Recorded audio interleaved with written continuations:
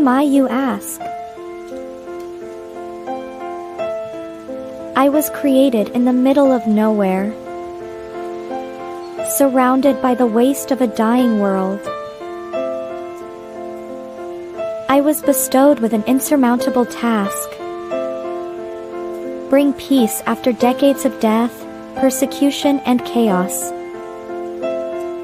I am a grandchild of war, destined to help two camps which hate has fueled for far too long.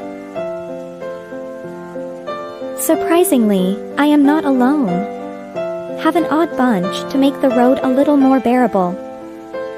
Come with me, to bring hope where there was despair, respect where there was resentment, creativity where there was destruction. I am Pinocchio, and this is my story.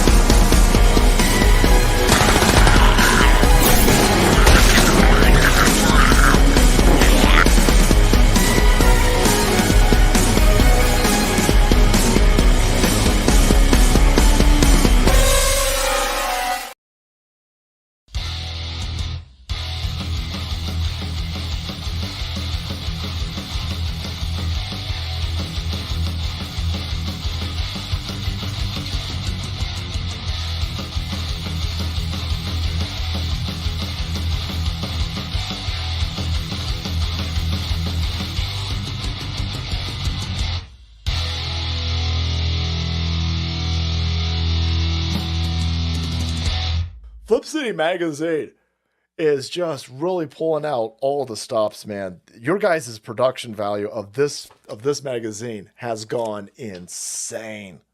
I mean, look at that. I mean, I remember when you guys, it was black and white. Even when it was black and white, I thought your quality was great. But damn, they have just, I mean, they just really stepping it up a notch. Look at this. James Corbett, boys. James Corbett. Genuinely cutting, but also funny, and obviously just chaotic and very fun. I love Flip City. It has brought new types of badassery and integrity to the print medium.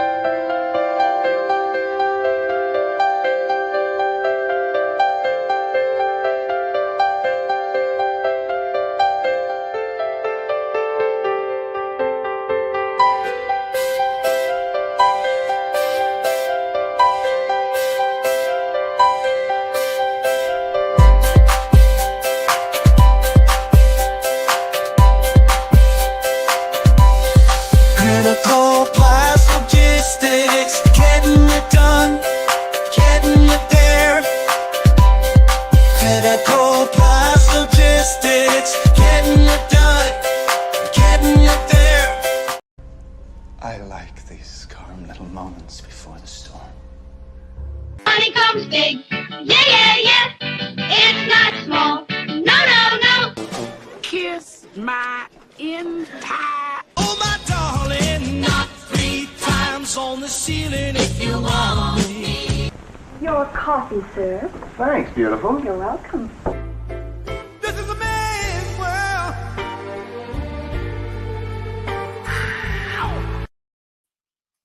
Wow! What's going on, Tanner Hurley? Oh, nothing much. How you doing this morning? I'm great. Whichever it is, wherever you are in the world, time is relative. Time is music. Okay, so let's say hello to Abos in the chat. We've got a bunch of lurkers. No one's commenting. Say hello in the chat if you're out there. Don't be shy. Abo, it's great to see you, though. It is always great to see Abo, Mo or Joe, or both, whichever you are. I am having a good day, Tanner. Mm-hmm. Excuse me. Now, for those watching at home, they might not know this, but when we meet backstage before the show, Tanner and I talk for a good little bit. We're buddies. And usually it's, man, this day sucks. I'm having a bad. I don't even feel like doing this show. And then we come out, we have a great show. So today, both of us said, hey, I feel great today. I'm having a good day. Oh, no. What does that mean for the show?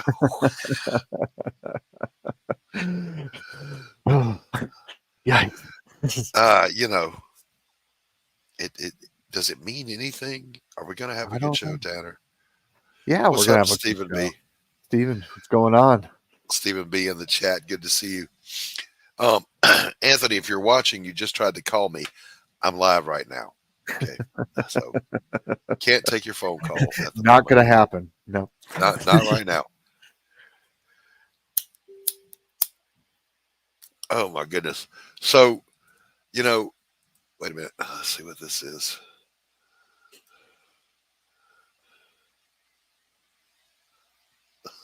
Hey, Gray Wolf. Hey, Gray Wolf. What's up? What's up? It's good to see everybody. All right. So yes, absolutely. Cheers, coffee. Listen, it's a man's world, but it means nothing without a woman or a girl. That's the rest of that song. And we happen to have one of the most talented ladies in comics as a guest today. I'm kind of excited about this because we love her and we've had her on many times before and she's always a delight. So welcome, Katie Shaw. Hey, Pops. Hey, Tanner. Great to be here. Hey, how are you?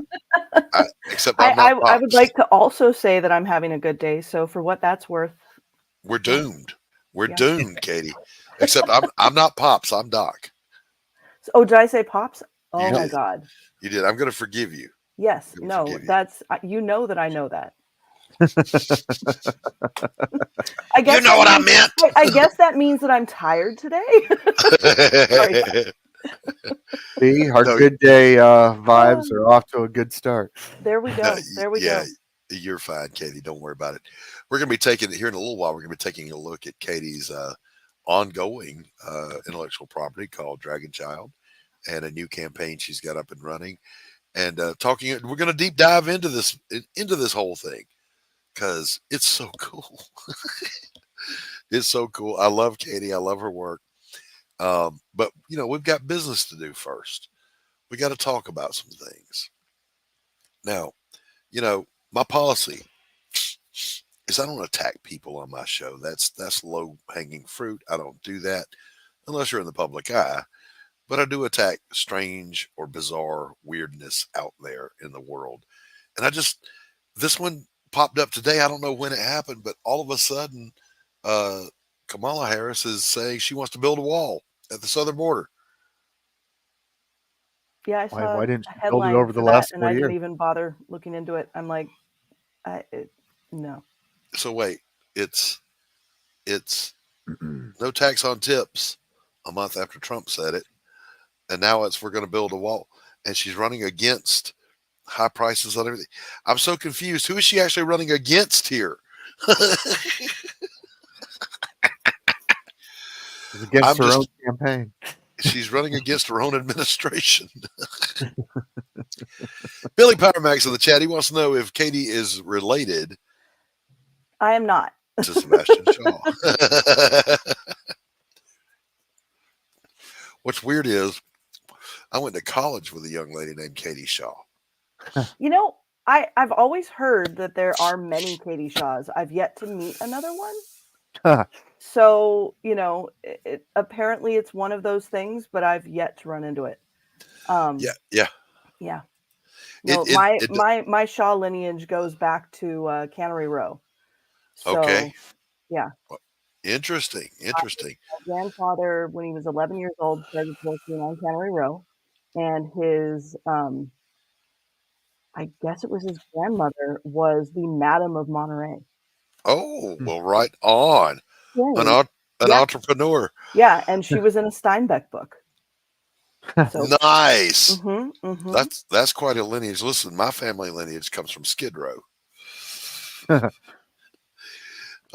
And we have no idea who they were. No, I'm kidding. I never cared, right? I honestly didn't. I don't care about all that stuff. My sister did. And so she dug into our family history. And the only thing of note in there was one of our ancestors was the captain of the ship that took Pocahontas to England. Huh. That's it. That's all we got. Like, we didn't even show up here as my particular line didn't even show up here till the onset of World War II. And that's because a Slavic and a German fell in love and got married. They're like, no, we got to peace out. We can't be in Europe. Yeah, no, the Shaw side came over on the Mayflower, apparently. And then, you know, made its way over and clearly went west. And then the mom side of the family came over during the gold rush to start a hard cider business. There you see, I'm not going to go dig for gold. I'm going to go produce something the gold diggers want. Exactly. And then Prohibition happened, and they're like, juice? We can pivot. Oh my gosh. You know, nothing but respect for those that have good hustle. Why go dig in the mine all day long when I can just make some hard cider and they'll give me the gold? Exactly. I love that. That's American entrepreneurism, boys and girls. Don't let anybody hate on it. That's what we do. You have a certain set of skills or an idea and you want to market it. And if people are willing to pay you for it, more power to you. Absolutely. Oh 100%. My God. So, there's I don't want to jump into the meme review yet. Because there's so much happening in the world right now. And I don't really want to talk about all of it because it's starting to get old, but I just wanted to say, if you're out there and you have a little bit of common sense to you, please vote. On the other hand, if you're a fucktard, please stay home. Please stay home. I can't afford 4 more years of this. I can't. I physically don't have enough money to afford to keep choosing between paying the mortgage, gas in the car, and food and prescriptions. I can't do it. Yeah, as far as I'm concerned, we need to get money out of politics. It's just, you know, both sides are bought out by the same people. I've got I've got a Democrat friend, but he's only a Democrat fiscally because he thinks that they do a better job of the economy. He's wrong, and I've showed him he's wrong.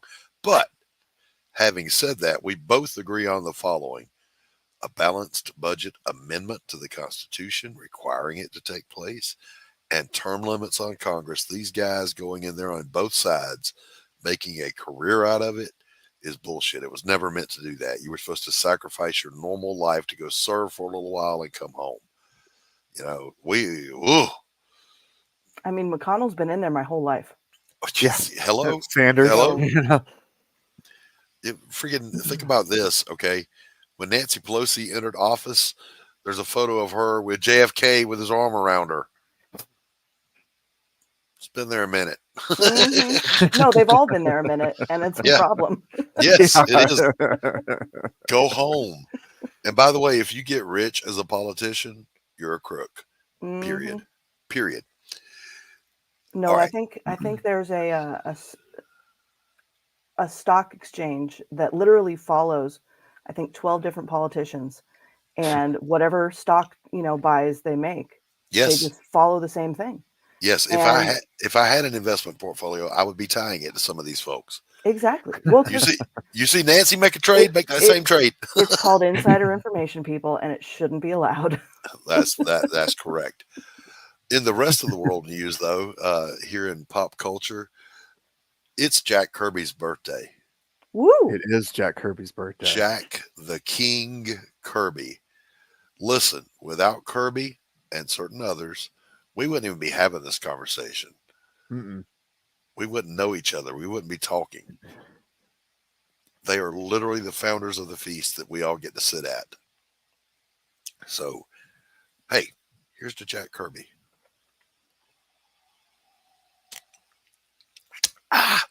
Are you still hawking cider? Katie. No, this is the cider. That's what I'm saying. This is the cider. No, holy cow. Yeah. You think I'm joking, Doc? I'm not. The hustle goes on. No, I don't know if you noticed yesterday. I had my cat mom cup, and so this is the other mug that was in the line. I did. I saw your cat mom mug yesterday, and I thought it was cool. Mm-hmm. But that, yeah, so was awesome. So awesome. It's got all the different bottles. Okay, apple to bottle. Right on. See, yeah. I like Penny that. Boss says, and this is for you, Katie. Loving the conversation. Quick question to Katie: is the Ketchup trade paperback full size, and does it include the floppy covers? It does. So I can show you exactly what it is. Sure. Let's embiggenate you. So this is the full trade paperback, and in the back,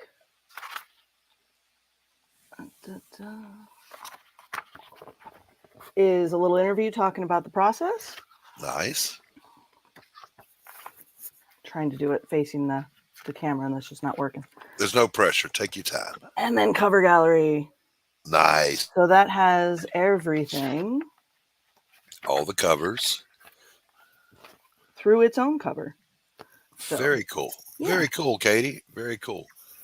So it's all in there. By the way, Pity Ma, good to see you here. That may be the first time I've encountered you, so welcome. Let's see. I had so many tabs open, I got lost for a second there. We're gonna multitasking, Doc. You got to do it. I try, but I'm old, Katie. What can I say? In my day, multitasking was literally just walking and chewing bubble gum. That was it. We're going to go ahead and dive into a little segment here that we like to call. This is not a drill. This is not a drill. General quarters. All hands, man your battle station.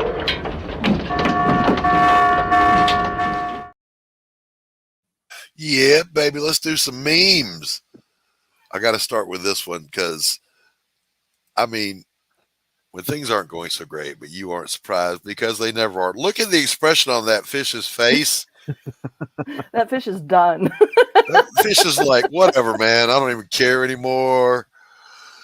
That is a fish that's been there, done that, seen that, and no longer cares. I felt that on such a deep level. Yeah. And then I saw this one. Flowers produce eggs. No, they do not. Flowers do not produce eggs. Nope. I think here coming up pretty soon, I got to do one that's just signs that you see out in public. Another celebrity on their way to remind me that I need to drink from a paper straw to save the environment.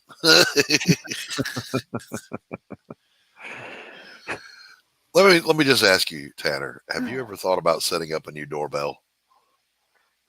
I like this one. I just want to see who's brave enough or dumb enough to push the button. Yeah. On a similar note, I want to have options for the horn on a car. Uh-huh. I want the nice, how you doing sound. I want the normal, and then I want the get out of the way. Yes. Move. Unless you voted for Kamala Harris in the primary, please refrain from calling Trump a threat to democracy. It makes you look super dumb. Because let's all remember, she received precisely 0 votes in the primary. 0, none. I have as many primary votes as she does. Anyway, you were told to clean the kitchen. We cleaned the kitchen. You didn't clean the kitchen. I didn't clean the living room either. Now, that may or may not sound familiar to you. If it does, good on you for paying attention. If it doesn't, don't worry about it. I just witnessed a lady throw away the center of a cinnamon roll. The center of a cinnamon roll. The greatest bite of the cinnamon roll. The reason you get the cinnamon roll. The world is full of monsters. Monsters. Why would you do such a thing? Seriously. The same people that cut like a weird shape out of the center of a brownie tray. Right. And see, I'm always about the edge pieces on a brownie tray. I want a little bit of crust on just saying. Absolutely. Rumor has it that Tim Waltz is considering dropping out after he was made aware he'd be deployed to battleground states. I don't care who you are. That's funny right there. There can be no social inequality if everyone's poor. This is a true statement. There is no financial inequality when everyone is poor. I don't know what that means. Retirement plan. Move to Mexico, give up citizenship, come back illegally, set for life. And, just saying, there might be a little something to that. You can't be in violation of a magazine ban if you don't have a magazine. Belt fed all the way, baby. Oh, my gosh. And because I'm never letting this woman go, ever, she is meme gold.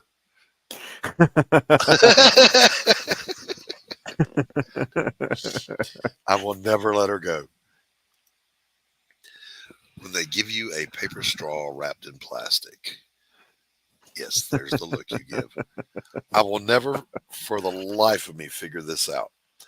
We don't use paper sacks because they're bad for the environment. Here, have a plastic grocery bag. We don't use plastic straws because they're bad for the environment. Here, have a paper straw. Help it make sense.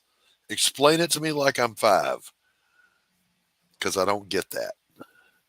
Yeah, I think it just comes down to the infrastructure doesn't exist and they don't want to have to pay for upgrades, because I want to say it's like over 90% of plastic is recyclable if the facilities exist. Right. But the locations just don't want to pay for the upgrades. Right. And 100% of paper sacks are recyclable. Yes. 100%. Help it make sense to me, boys and girls. I have dirt on the Clintons.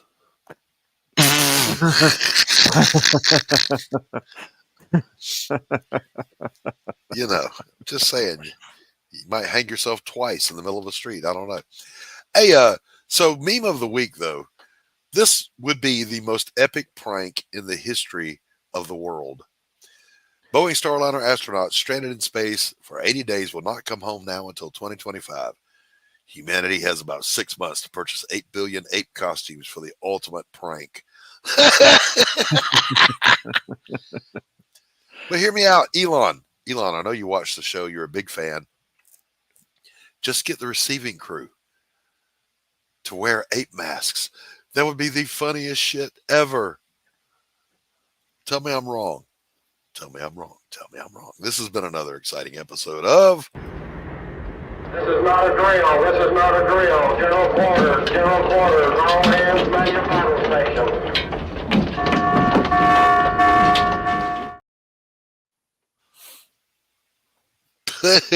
The chat. I love you guys.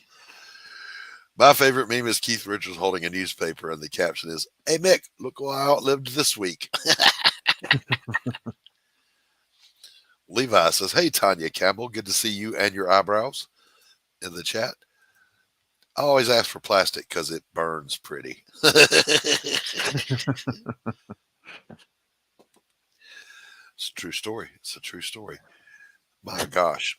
All right. So, guys, I want to hear from the chat on this. We're wanting to do a new segment in the show, but we have too many good ideas. I don't want to run a poll, though. I want to ask the chat. But you can't even see Levi. You can't see the keyboard either. I give Tanya grief because she has fringe translation bangs. She's over in the UK. You can't see Levi because he's probably he's watching on the Madness Comic Network YouTube channel, and you're watching on Doc's YouTube. Yes, we broadcast to multiple locations. However, having said that, Tanya hides her eyebrows. So I'm always giving her shit. Show me your eyebrows. I don't trust a person if I can't see their eyebrows. So Tanya and her eyebrows are here. I forgot what the hell I was going to say. Oh, Levi was in a different chat. By the way, let me go over here and look, Tanya. If you're in my chat, I need to make sure you have a wrench. Go to my own channel. Go to live.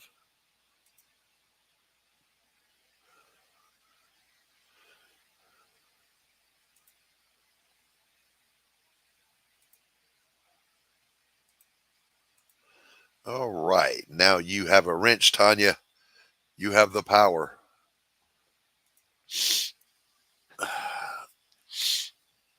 I did have to smack her. I'm not going to lie. I had to smack her around a little bit, all the way from here across the Atlantic over to the UK. What's up, Jim O'Reilly? Hey, Jim. Hello. Good to see you.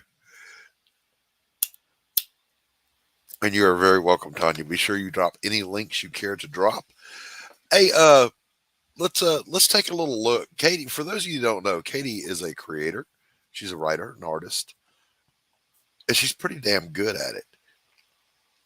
But Katie, before we dive into your product, we want to know the producer of the product. So other than generational apple cider production, tell people what went wrong in your head to make you want to do comics, because we're all insane here. No, it's true. So I don't know if you can see it behind me, but I have 4 little pictures. So 3 that are blue, 1 that's surrounded in wood. And that is the comic, Jeff Smith's Bone, that I discovered in 3rd grade and very quickly became obsessed. Right. It was, I think, issue number 6. The darn thing is held together with duct tape. I've read it so many times. And I made my mother, so at the time we were living in Green Bay, Wisconsin, and I made my mother drive me 2 hours to Appleton. And we found that was the closest comic shop. So, prior to that, my knowledge of comics was, Peanuts and other things that I would find in the newspaper. Right, right. And as the oldest of 3 girls, it was so weird. My parents are strange. They had it in their brain that, girls could only watch quote unquote girl cartoons. Right. And so my sisters and I would get up early to, sneak in an episode of Batman, the animated series, or Ninja Turtles. Because, those were the boy cartoons we weren't allowed. But, so we really didn't have access to, that much in the comics medium. And so when we finally went to the comic book store, it was literally, do you have Bone? Do you have it? Do you have it? Can I read it? And so we, absolutely obsessed, sent in, letters to the guy being like, I love everything you do. I want to do what you do when I grow up. And when I graduated from college, went to, so this was, 2007, went to San Diego Comic Con for the first time. And he was there at his booth. And I was, chatting, going up, to get, at the time, it was Rosales that he was selling. Mm-hmm. And I don't know if anybody of you have run into his run of Shazam, which is fantastic. Mm-hmm. Totally biased, but love it. And couldn't speak more than maybe 3 words. Absolutely, just completely and utterly gobsmacked. Yeah. Yeah. So that's the reason I'm into comics, and that's why I'm into black and white comics, Doc. Yes, absolutely. I absolutely just madly fell in love with the medium of black and white comics, and yeah. Yeah. Jeff Smith, not only great freaking writer artist, Bone is amazing. Yes. And he's a super nice guy. He is. No, very, very nice. And I've run the same number of Kickstarters that he has, but he's got the second one finished. So yeah, no, but between Pops telling me that I needed to do a Kickstarter for issue 8, well, just whatever I was working on happened to be issue 8. And the fact that then, my absolute just, prime example of comics, Jeff Smith finally did his first Kickstarter. I was like, well, I should finally just bite the bullet and give this thing a try. And I didn't realize he did a Kickstarter. Interesting. Yeah. So he did one Kickstarter for his started as a webcomic thing called Toking, which is based on basically a bunch of anthropology. And then the second one was actually to reprint the Thorn comics that he did while he was in college. Yeah. Which he hadn't seen in like 40 years, because when he was trying to get it syndicated, everybody was like, nah, we can't do this. It's fantasy. Who wants to do, fantasy in the newspapers? It doesn't work. And so he was convinced, because everybody was telling him it was bad, that was the case. And so hence he's, avoided printing it all these years. Right. And, then made well over $300,000 just reprinting something that he did when he was in college. Right. So the man is the GOAT, and I will hear nothing else. I'll allow it. I'll allow it. I met Jeff Bone at DragonCon back in the 90s, and he was as approachable as any other person. And we stood around making smart ass comments. I'm not going to mention the name of the other famous creator who was there being a dick, but we just stood around making fun of that guy for like a good 5 minutes. And it was awesome. And then, later on I found out, holy shit, this is Jeff Smith, man. This guy's, he's big. Yeah, he's a good guy. Like you want a proof that indie comics can work? That's the guy. Yep. Him and Ben Edlund. I met Ben Edlund at the same con, creator of The Tick. That guy was insane. He was so funny. That world you see of The Tick, that's in his head all the time, and it comes out of his mouth. That's just wrong. You've got to swat that on the nose with a rolled up newspaper of goodness. Who else is the nicest guy is Stan Sakai. I don't know him. Oh, you need Doc. You need to. Oh man. So Usagi Yojimbo. Yeah. Usagi Yojimbo. So he did a bunch of crossover stuff with Turtles. Yeah. And he and his wife, nicest people. Now you got to remember, in defense of myself, Ninja Turtles came out and I was already a grown ass man out here in the world. So I didn't come up with them. Well, so him and Jeff Smith, they did a lot of tours together in the comic scene. So, very much same era of creators. Right. Copy that. All right. So let's take a look at, no, I'm not done interviewing Katie about Katie yet. Yeah. So 3rd grade, obsessed with Bone. Yeah.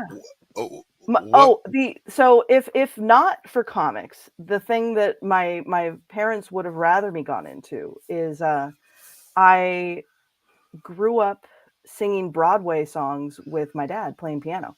So when I was 5 years old, he's like, yeah, let's listen to Phantom of the Opera, but he would cover my ears whenever the character deaths would happen, because clearly the recording, that's going to be terrifying. But I was the little 5-year-old singing Christine Daae and didn't think anything was weird. Right. Awesome. So I grew up thinking, can't everybody sing? Can't everybody draw pretty pictures? Isn't that normal? Exactly right. Yeah.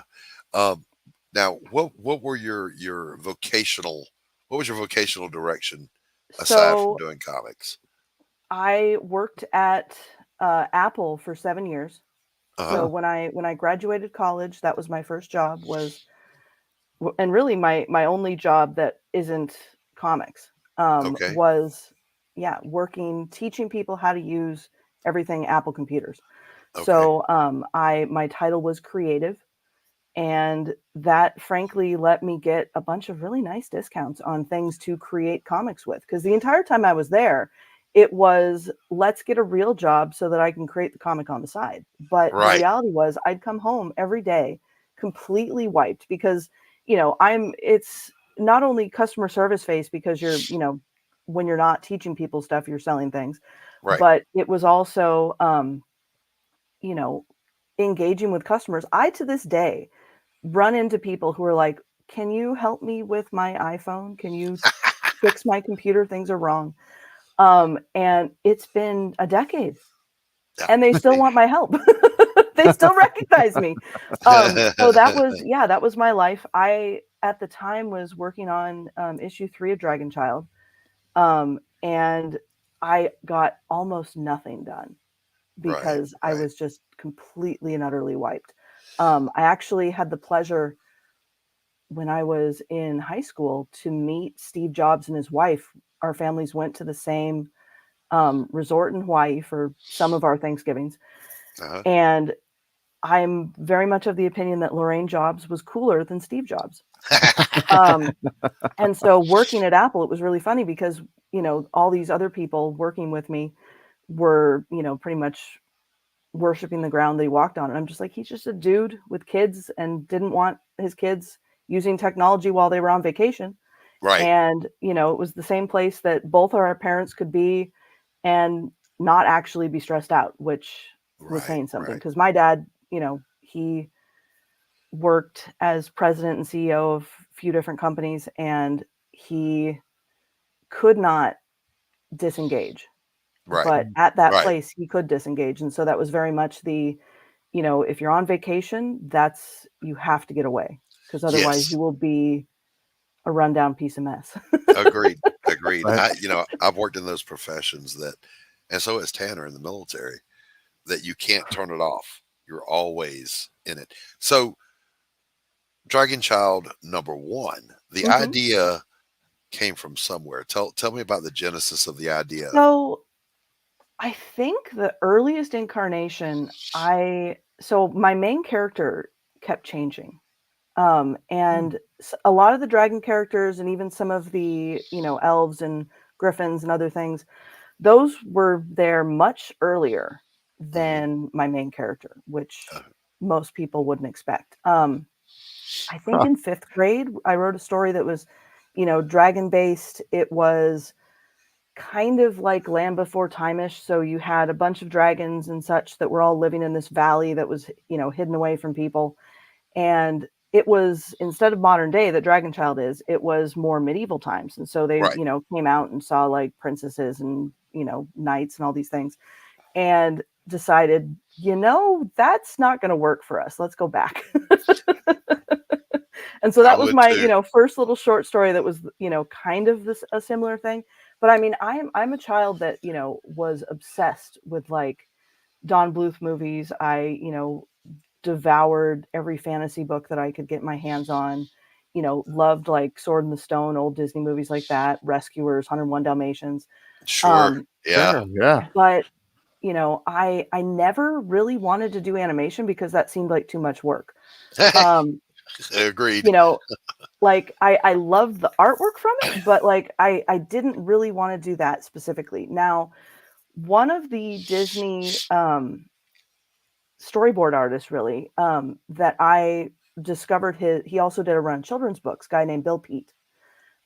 He, you'll see his name in both Sword in the Stone and 101 Dalmatians. His last film that he collaborated with Disney on was Jungle Book. And he then retired from Disney to go write his own children's books. And I absolutely loved everything art-wise that he touched. And so I thought for a while, I could maybe do like, something similar to that. But, as kids do, you look at these examples and you think, oh, well, you have to be close enough to what they do. And so for me, I was looking at these children's books and thinking, I got to rhyme these stories? That sounds like a pain in the butt. And so, again, didn't really fit. Right. And then discovered Bone and thought, okay, so I can write these stories. I can draw these pictures. They can be in black and white. So I don't have to worry about, all this color nonsense. Right. And all this color nonsense. Yeah. And then it is perfect. I love it. I guess other two vocational potentials was always loved animals. So anything in like the zoological field would have been fantastic. And singing. Yep, absolutely. So and Jim, we're going to take a good look at her campaign. Yeah. And she has the trade paperback compilation in her hot little hands. We'll take another look at that in a minute. Jim O'Reilly, of course, one of the greats in the indie community. Glad to see you, Jim. But before we do that, boys and girls, it's that time of the show where we're going to take a little bit of a break. Pops, are you still with me?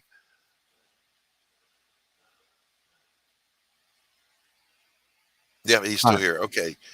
Play us a little spat of starting here.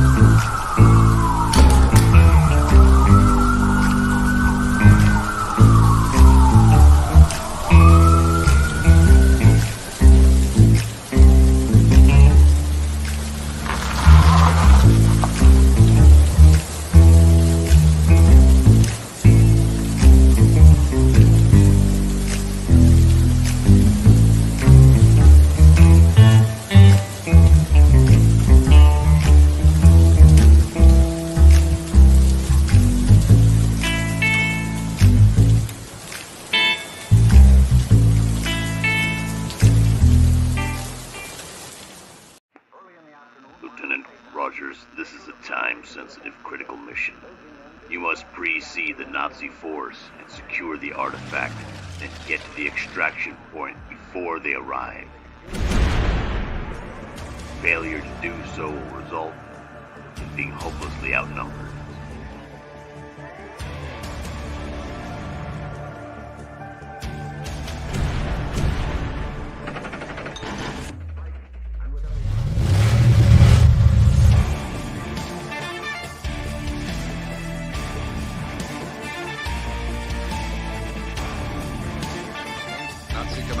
It's time we take the fight.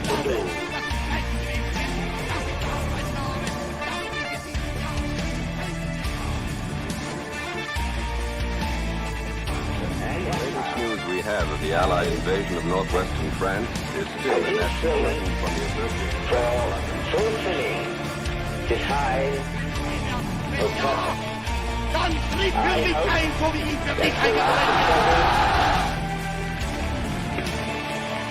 Along the whole North African coastline, the Allies can strike simultaneously.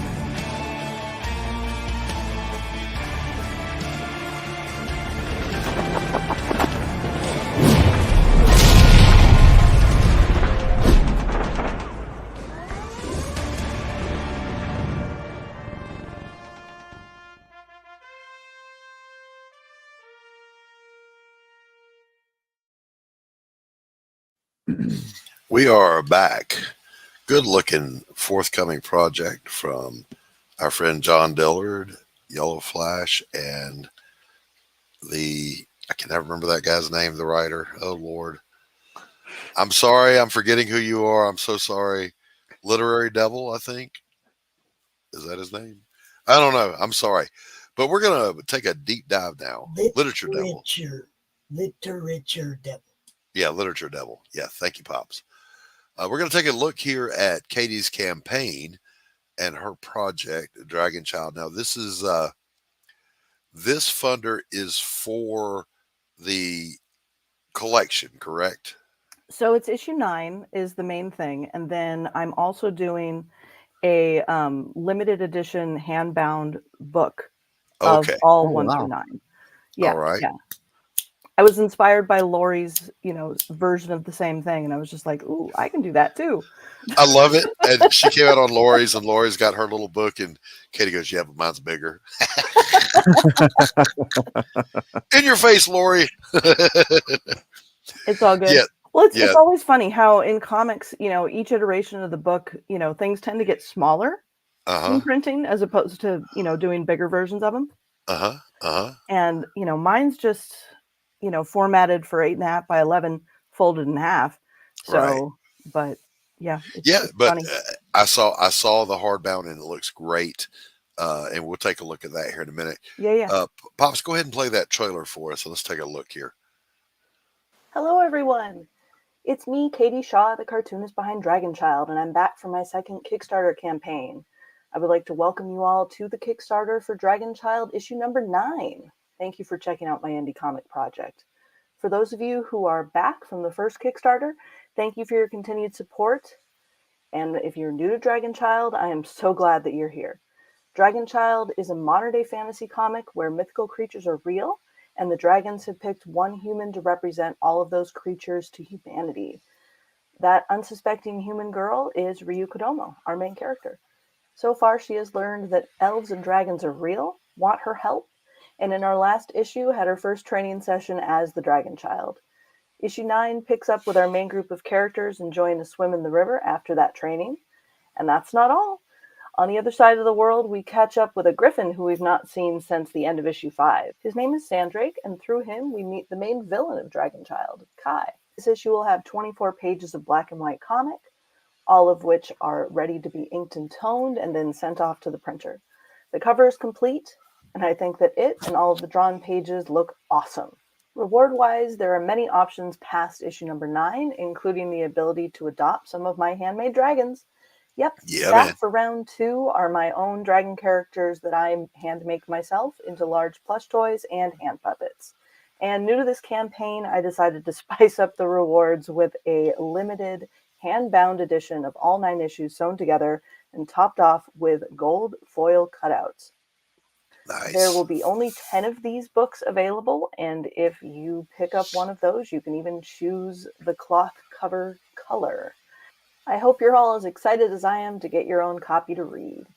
And thank you all again for stopping by to support my comic book Kickstarter for issue number 9. Okay, I'm stoked. And before we go into the rest of the campaign, let's talk about the plush stuffs and the puppets. Did they come first, or did the comics come first? The comics came first. Okay. But look at these guys. Look at this thing. Well, that stack of comics waiting to be shipped with the dragons on there, I noticed that purple one. It's that was yours. That was yours. That was mine. That's exactly right. How's she doing, by the way? She's doing great. It was a gift for my daughter, and who loves dragons, and she loves it. I love it. I love it. I remembered that Tanner had bought one of those because he was stoked about it, and so I kind of held back from telling Tanner who our guest was until last week, and he's like, "Yes!" so of course we're glad to have you. Now, how did you get into making the puppets and the stuff, though? Yeah, so basically when I was doing my very first con, which was back in October of 2013, and so that was APE, which Alternative Press Expo. Unfortunately, that show is no more, but all I had was issue 1. I had some prints and some, sketches, and that was it. So I needed something else to take up table space. Okay. And crazy person that I am, I thought, well, what else, if I were on the other side of the table, what else would I want? Yeah, that was Pop's little sketch. So everybody who backed, that was a physical backer, got a little, 5x7 sketch, and that was Pop's. Yeah. Because gotta draw Crom for Pops. It's just how it is. But so, I, crazy person that I am, decided, oh yeah, why not make the dream plush that I would have wanted to buy as a child of some little characters. And so I made Ember, the green one, as and that first one was hideous. I will be the first to admit. I changed a couple things, and they've all pretty much looked exactly like the one behind me right now. And yeah, but Katie. No, hold I on. taught myself, Doc. There was no training. I looked. You just woke up and said, "I want these plushies. Yeah. Let me make one." I looked. So legitimately, yeah. So I looked around my house and I said, okay, let's take a bunch of my own stuffed animals. My husband at the time, boyfriend of many years, was like, okay, let's not be a mad scientist and pull these seams apart. And so I didn't take a single plush apart. I will let you know, because he was giving me too much crap. And so I looked at, various seam designs and, tried to figure things out, and then did a bunch of tests. And so I could pull them out of my closet. I have examples of the very first ones that were my templates, as it were, to prove whether the pattern worked. And so I'm drawing these out. I'm, co-opting my sisters to be, sewing them with me to try and see if it works. So I have this one that's maybe a foot long that doesn't even have a head. It was just to prove that the body concept worked. And it's made out of like pink, multicolored fabric, that I want to say it's just cotton. The thing's not even stuffed. It's just this empty little, we call it this one-winged chicken dragon, because it doesn't have a head. It only has one wing. But it was to prove that the concept worked. And then the other one, same fabric, but closer to the size of the whole thing. It was to work out the head design. And the funny thing was, between that version and the one that I made out of the real fabric, the minky nice stuff that's like $15 a yard, I changed the head design, which I should not have done. And it ended up like putting its head forward and just looked not great. And so all I did was shorten the head, change the way that the back leg attached, and almost everything else was first design. And so I got super lucky, partially because I was obsessed with stuffed animals growing up. So between comics and singing and writing stories and watching, animated movies, those were the things that I, loved. And so I got very lucky in designing them. And then when the puppets came along, so that was maybe 6-7 years after, coming up with Ember, I digitized the pattern, which at the time was just, on parchment paper. So digitized that in Illustrator. So, made the vectors all nice and straight, and upgraded it about like 120%. Did some, again, tests to make sure that they worked. So I brought this completely blank eyeless version to a bunch of cons just to make sure that it fit people. Because that's the thing with puppets is, not only do you want to make sure that kids and adults can use them, because, we all want to play with puppets. Let's be real. Right. And so that was my excuse, was I wanted something that I could make in a day versus the week that it took to make one of the big ones. So, the weird thing was, for the puppet design, the thing that took the most effort was actually deciding on how I wanted the neck to look, because the head was already determined. That was just using what I already had for the regular ones. And the inner part has a bunch of pockets for stuffing. And so I have this almost triangle bit here to here on the back of the neck. And what that does is it allows the puppet, when it's just sitting on its own, to kind of have shape to it, but it also kind of perches it on the top of your hand when you're, utilizing it as a puppet. And, nothing in this world makes me happier than seeing little kids come up. And I mean, let's be real, adults as well. People coming up to my table, asking, can I, use one of the puppets? I say yes. And then they go and bite whoever's nearest to them. Yeah, because that's what you do. And the Kermit That's crunch. what you do. That's what you do. All right, real quick, let's scroll through the tiers over here, the rewards tiers, whatever they call it. And actually, real quick, so if you scroll down just a tiny bit, so I have 3 fully inked pages now on here that I've updated since working on it. So if Pop scrolls down past there, so there we go. So keep going.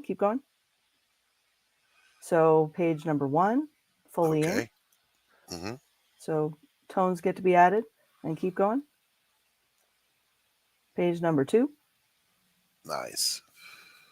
And then page number 3. Yeah, in both, illustration, animation, water is the worst. And apparently I hate myself. I'm going to disagree with you. Stairs are the worst. Perspective is bad. I will give you that. I go out of my way to do, organic shapes. So that Yes, Lord. perspective is not as big of a problem for me. Because Same. Well, and then the other problem is, because I grew up as, an animation watcher, sometimes shadows aren't, my instinct on where everything goes, because in animation, 90% of the time it's without shadows. Right. Unless you're, talking absolute severe shadows where everything's in shadow and you have a little bit of highlight. Right. So I have to think about it. Yeah. See, for me, I'm like you. The organic stuff is easy. I've been a landscape painter for decades, so it just comes natural. Sitting around and drawing stairs and buildings and furniture, I hate that stuff. Yeah, Hate cars and cars, all oh that my stuff. God. Yeah. So let's scroll through here. First of all, we'll go ahead and scroll to the bottom. Pops, if you're still with us, scroll to the bottom here. We're looking at these beautiful images of the plushies and the puppets. There's the hand-bound collection. There's a DragonChild. Here's that prototype here. Yep, let me Nice. embiggen these. Nice. Look at that. Beautiful. And then there's the back. Beautiful, beautiful, beautiful. So it's lovely little, foil cardstock cutouts, and then those are just glued in place, which meant that doing that logo there was a pain in the neck, but it was, it turned out so nice. And I was like, oh, it looks good. Yeah. All right. So I don't want to not get to the tiers. Pops is going to have to go here in a minute. He's backstage running this. So let's go through the support tiers over here on the side and see what people can get when they back DragonChild. DragonChild issue number 9 is $12. Good price point. I like it. Thank you. And how many pages of book is that? So it is a 24. 24 pages, $12. Good price point. And then the next one is for $15. You get a issue and a sticker. So you get nice little tchotchkes for an additional $3. Good deal. And then next we have, there's one of the stickers. Thank you, there. Very nice stickers. You're muted, bro. He just came out to show us the sticker. $37 will get you an issue and a print. And the print is you get to pick one of 8. So there are 8. Yeah, I have a little add-on section down there at the bottom, and it shows all 8 lined up, so you can see what your choices are. But fantastic. I figured the one with the 3 dragons would get people's attention too. yeah. Now this is the wonderful one here. You can catch up all 9 issues. Excuse me, PDFs, $40. Yep. Retailer tier, always glad to see. $40 will get how many copies? I can't 10 see. 10 copies. 10 copies. I mean, come on, that's $4 a book. Come on.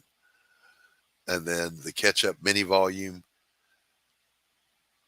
Yeah, so so I have 2 different paperback choices. So there's the 3-issue mini volumes, and then there's the 6-issue standard trade. And so, I figured let's give people options. They can, pick and choose whatever they like.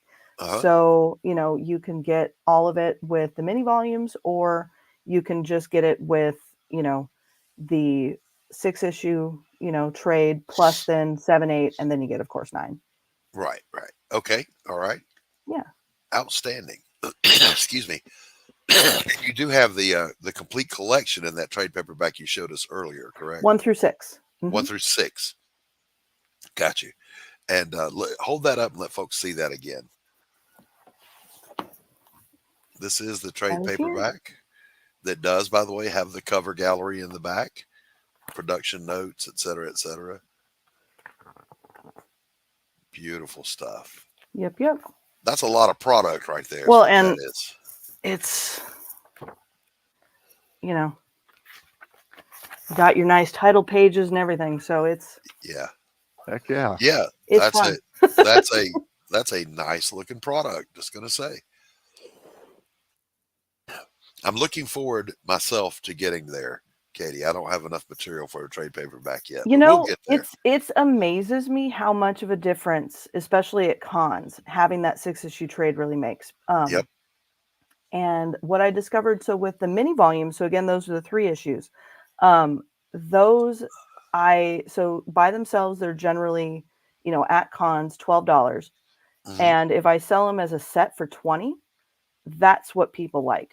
Yeah. Because for a while it was, finding a price point that made people happy, and that made the difference. And now I'm selling, both versions of the volumes just as much. So yeah. Speaking of cons, you do a lot of cons. I You got one coming up. I do. So this weekend, actually, so starting on Friday, I'm going to be at SAC Anime, which is up in Sacramento. And that one is one of the bigger shows that we do a year as far as attendees go.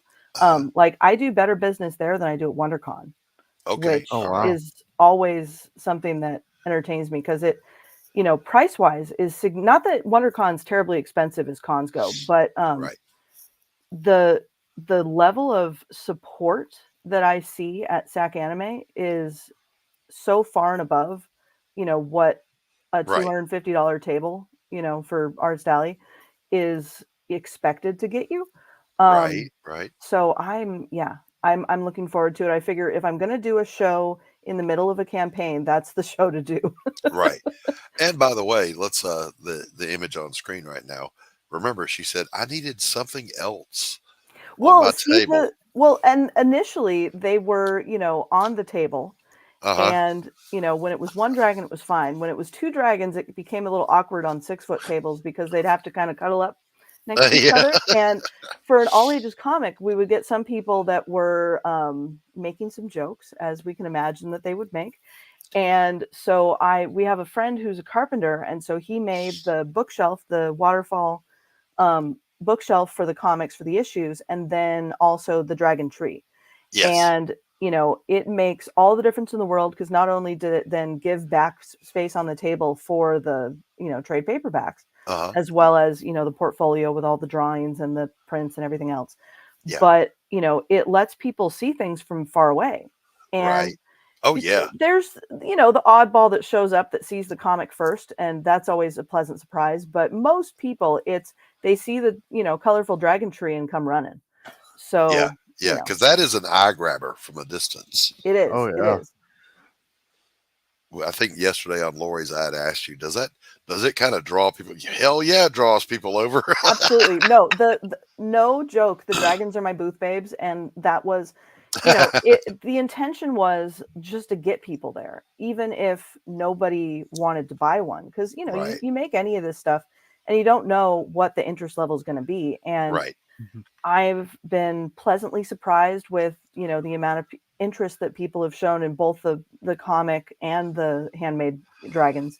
But I have on the 2 big ones pet me signs, because in the initial it was the are they going to yell at me, like are they going to bite me, like is something weird going to happen? And so I because a lot of times you get stuff that big and there's some gimmick associated. Whether it's it makes a sound or whatever it is, and so I put the pet me sign on there as a please touch these, they're very soft. And I want you to interact with them, because they're essentially my plush children. So that and that helps sell the product when somebody can pick it up and feel the quality also. So you can adopt a dragon. Yes, you can. So there's the puppets, and then there's the 2 big ones, all the way at the bottom. So you got Ember there, the good girl, the favorite, and then Shandira, who everyone else but me loves more. That's awesome. I love those, Katie. They're, let me take you back, boys and girls, to just a little while ago when she said, I can't believe everybody can't sing and draw and just decide to make puppets and plushies because they want to. Screw No, you, Katie. I live my life as a perfectionist. Not that anybody could ever tell, of course. But yeah, it's I don't accept no, you can't do it as an option very well. Right. And so I make it happen. Yeah. And I love that attitude, and it shows in your product. Thank you.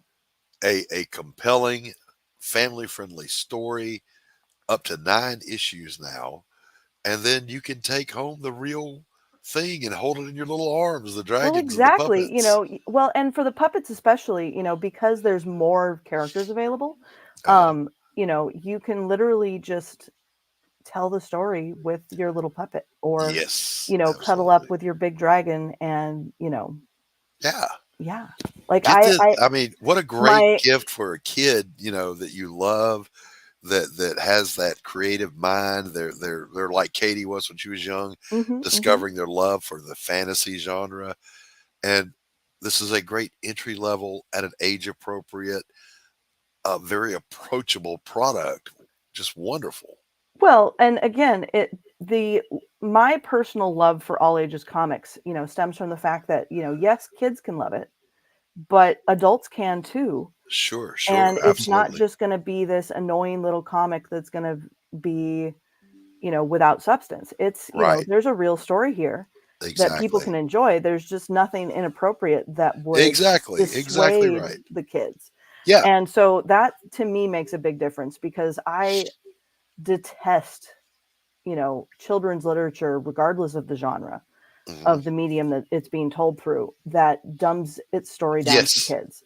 That is not the type of thing that I want to be doing. And so my story is very much, I'm not holding the punches. I just don't have characters that are going to be doing anything inappropriate. And if they do, it's off camera. Right. And there's nothing wrong with that. I remember when I was in the I think 3rd or 4th grade, Clifford Hicks had a series of books about a character named Alvin Farnold and his magnificent brain. Just about this kid who was really smart and his friends and the adventures they would get into. And it was not dumbed down. Like, you can go read it now and it's still a funny and good read. And then somewhere along the line between the 70s and where we're at now, people decided to start dumbing down kids' content. It doesn't need to be dumbed down. You want to elevate children. Yeah. Elevate them. Don't. It's this whole, like, you can trust that your kids have an attention span if the media has enough, quality to it, to where they're gonna get hooked. Your kid can read. Your kid can, enjoy stories. It's just a matter of, does the story hook them? Exactly. And that's my goal with this, is that, regardless of if you are, Doc's age or my age, or, somebody who's, just starting to learn how to read, everybody in that whole group can enjoy this. It's just a matter of, do you like fantasy stories? Take a look. And the fact that it's that approachable, what an appeal, So I would strongly encourage you guys. First of all, if you like fantasy, get it for yourself. But if you've got kids that are learning to read and their little minds are just needing something to embrace and latch onto, what a great concept this is. Now, Katie, we're at issue 9. Yes. Of how many? Oh God. I mean, at least 3 full volumes. So I have, and I was kind of saying this on Laurie's show yesterday. I know where the story is going to go as far as the ending. I know what the halfway point is. It's a matter of how quickly do I escalate to that point. Right. How much joy do I allow my characters before things start going crazy and off the rails? Sure. So yeah, that's kind of the question is, how many, safe to say, cute fuzzy go things for happen it for a while before bad things. Well, and I do have a couple other ideas past DragonChild. Okay. So, I have sort of 2 other stories that I would fiddle with. One, I honestly don't have a name for yet. The other one is kind of a weird story that would be called The Undercut Dreamcatchers. That would be this high school band that was based off of a Chinese pop music CD that me and a bunch of my friends found in China while we were there studying both China and Japan. And the cover art was so hysterical, but we had no idea what any of it was about. So we basically invented a story based off of, the artwork that came with the CD. And, it just, we'll see if that ever happens. And then the other one is this sort of like artist purgatory where you have all these characters and stories that, creators start, but maybe the creator dies part of the way through the series, or they decide, well, I don't actually like this. They toss it away. What happens to those characters? Because, as far as I'm concerned, we breathe life into our characters when we create them. Right. To a certain extent. And so, sure. If the character's world dies, either because, again, the artist dies or, the creation gets abandoned, where do they go? And so this idea of, you're following this character, everything's going great, and then the world vanishes. And then they end up in this sort of like library of sorts where you have this poor librarian that's in charge of all these nut jobs. And they're like, okay, hi. Welcome to the library. Give me your name, give me your, your world name and all these different things. And then, this is your world now.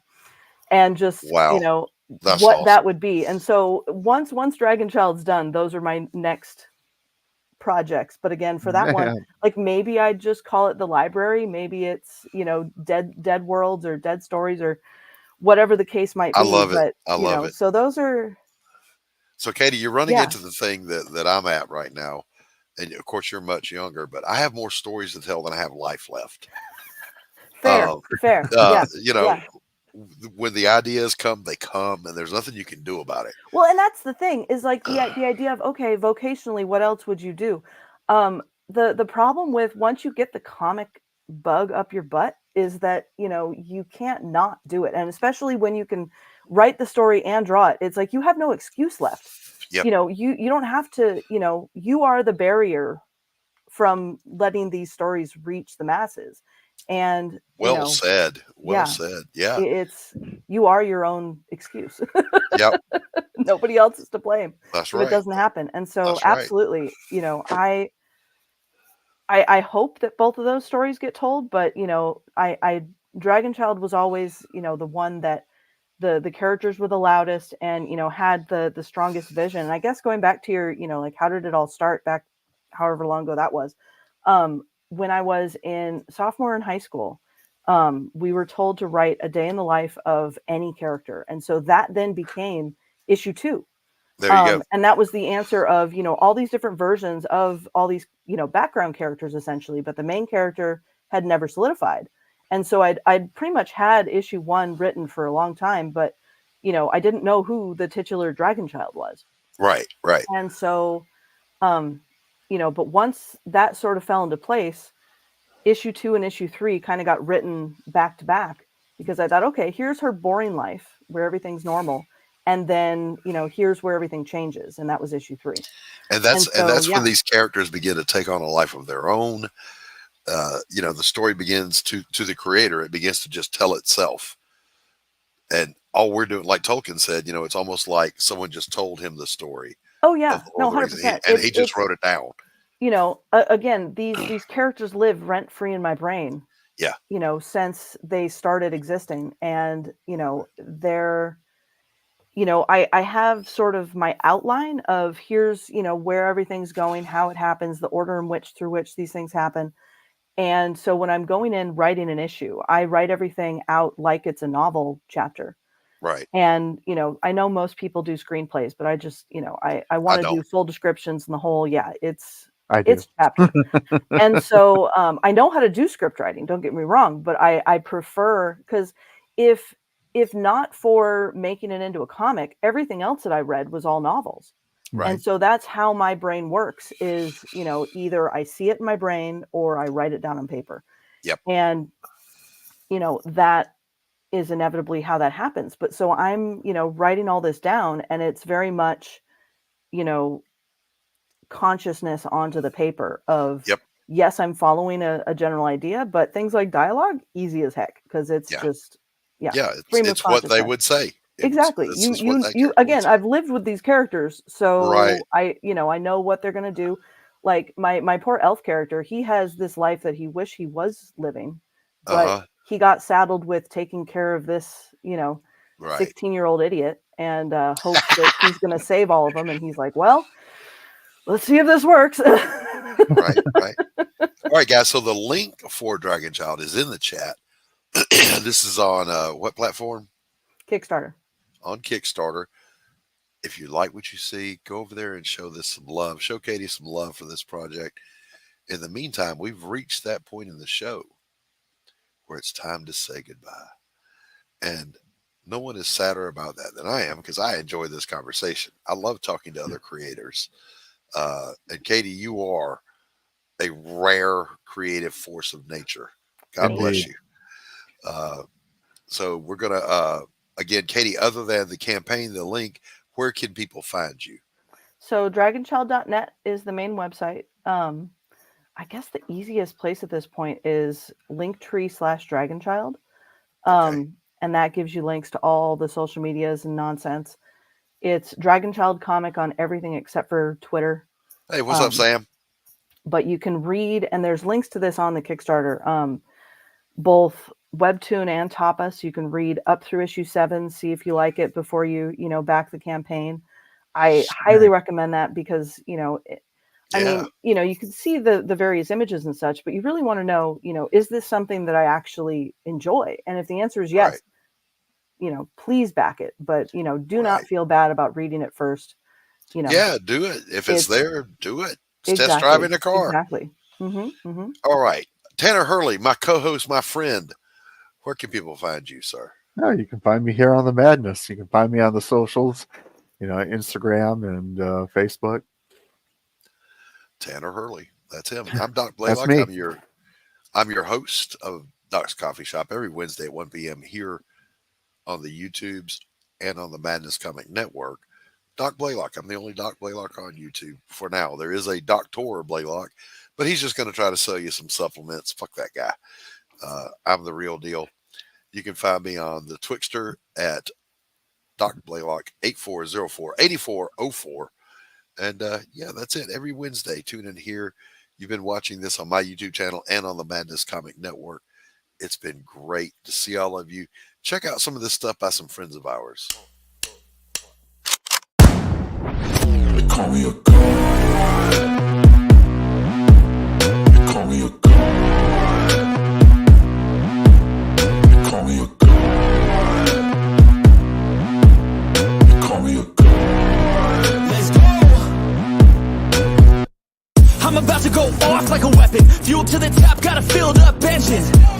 In my thoughts, obsession. I will not stop, no, I'm never second guessing. I got a God complex. Haters love to hate, but I never feel pressed. Got a lot on my plate, but I never get stressed. I'll take all the pressure like I'm acing this test. Tear it up like I'm Jason. I see the world like it's ready for the taking. I see this place like a game I'm playing. Straight to the bank to collect my payments. No negotiations, it's my way, I was born impatient.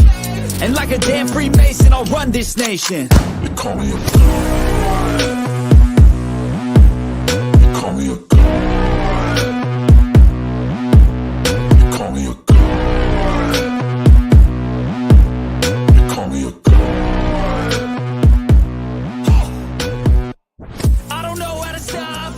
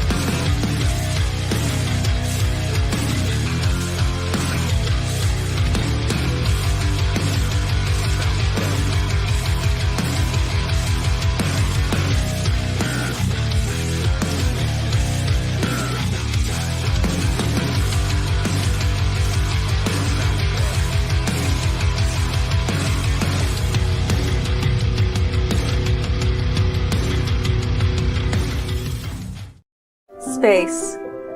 A vast, dark void in need of exploration. Yeah, right! Space isn't about exploring, it's about getting rich. What's the fastest way to get rich? By collecting the splinters of Yggdrasil for glorious bounty.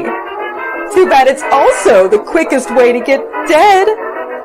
Join Mistress Graven and her crew of scantily clad scoundrels as they sail the stars in search of the splinters of Yggdrasil. Magic, mayhem, and miniskirts in space. Go to abogrizzly.com to learn more. See you soon, matey. Look, I don't mean to be rude, but I'm tired of talking to you. And don't think it hasn't been a little slice of heaven, because it hasn't.